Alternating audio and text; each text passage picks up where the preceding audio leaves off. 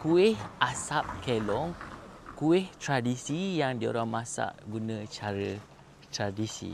Kak, Assalamualaikum. Nak bagi air. Ni air kafe saya. Air matcha strawberry dengan latte. Ni bagi je. Ya dah habis bakar dah. Hak tu 3, ni 3. Ni cik bagi dah, saya bagi. Tak nak. Saya nak bayar. Tak boleh gitu. Tak apa, kita bayar. Tak apa. Beres. Air tak apa. Dia orang bakar pagi, so dia orang dah berhenti membakar. Ya bakar sini.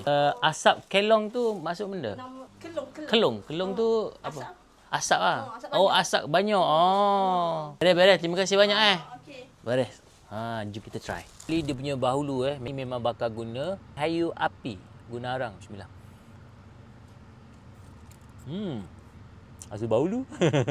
Aku berah ya oyak dia. Ini first time aku rasa. Dia macam rasa bengkang. Sikit. Ni kuih baker. Aku pernah makan dah. Bismillah. Ini pun pakai kayu. Sedap. Manis-manis sikit. Rasa dia punya ubi tu lah. Kuih asap kelong. Isnin, Selasa dan Jumaat hari lain dibuka 9 pagi sampai 6.30 petang. Okey. Yang ni orang KL ramai tak tahu. Bismillah.